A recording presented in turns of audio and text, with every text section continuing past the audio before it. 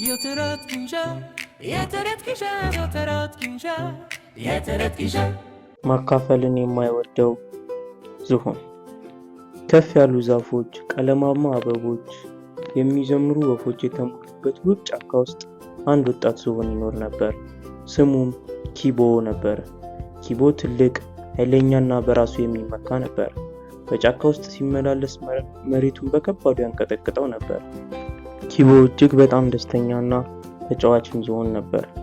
ነገር ግን ኪቦ አንድ ትልቅ ችግር ነበረበት።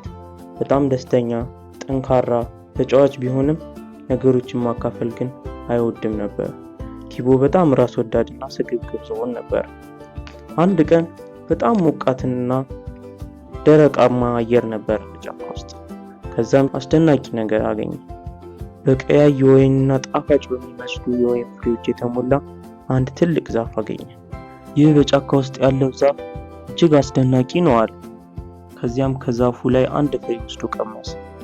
ይህ በጫካ ውስጥ ካሉ ሁሉ ፍራፍሬዎች እጅግ ጣፋጭ ነው አለ በሉ። ከዚያም ብዙ ፍሬዎችን መብላቱን ቀጠለ። እንዲህም ሲል አሰበ፣ ይህ ዛፍ የኔ ብቻ ነው።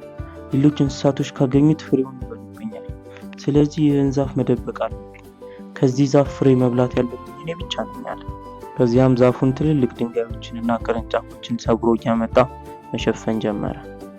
ከጥቂት ቀናትም በኋላ በጫካ ውስጥ ድርቅ ተከሰተ። ወንዞቹ ደረቁ፣ ዛፎቹም ፍራፍሬ መስጠት አቆሙ። ሁሉም እንስሳቶች ተራቡ። ሞካ የተባለ ጦጣ፣ ቱማ የተባለ ኤሊ እና ሊላ የተባለች ወፍ በጫካ ውስጥ ምግብ ፍለጋ ይዘዋወሩ ነበር። ከዚያም በመንገዳቸው ላይ ኪቦን አገኙት። ኪቦ፣ የፍራፍሬ ዛፍ አግኝተሃል? የሚበላ ነገር እንፈልጋለን፣ ርቦናል አሉት። ከዚያም አይ እኔ አላየሁም አላቸው። ከአፉ ግን የወይን ፍራፍሬ ጭማቂ ይታይ ነበር። የዛን ዕለት ምሽት ሰማዩ በታላቅ ደመና ተሸፈነ። ኃይለኛ ዝናብ መዝነብ ጀመረ። አካባቢው ረጠበ። የመብረቅ ድምፅ መሰማት ጀመረ። ታላቅ የነጎድጓድ ድምፅ። መሬቱን በጭቃ ተሞላ። እንስሳቱም ወደ መጠለያቸው መሮጥ ጀመሩ። ኪቦ ግን ወደ ሚስጥራዊው ዛፉ መሮጥ ጀመረ፣ የወይን ፍሬዎቹ ጋር። ነገር ግን በኮረብታው አጠገብ መሬቱ ተሰነጠቀ። ከዚያም ጭቃው አዳልጦት ወደቀ። ወደ ጉድጓዱ ገባ። ለመውጣት ሞከረ፣ ግን ጭቃው በጣም ጥልቅ ነበረ። እርዱኝ እርዱኝ ብሎ ጮኸ። ነገር ግን የነጎድጓዱ ድምፅ ኃይለኛ ስለነበር ማንም ሊሰማው አልቻለም። ከዚያም እዛ እያለቀሰ በዚያን አደረ። በማግስቱ ጠዋት ዝናቡ ቆመ። መሬቱም እርጥበታማ ነበረ። ሶስቱ ጓደኛሞች በጫካ ውስጥ እየተዘዋወሩ ነበር። ከዚያም አንድ ድምፅ ሰሙ፣ እርዱኝ የሚል ድምፅ። ድምፁን ተከትለው ሲሄዱ ኪቦን በጭቃው ጉድጓድ ውስጥ ተይዞ አገኙት። ኦ ኪቦ፣ ምን ሆነ ነው አሉት። ማታ ዝናቡ ሲዘንብ ጭቃው አድምቶ ወድቄ ነው እዚህ ውስጥ የወደቅኩት አላቸው።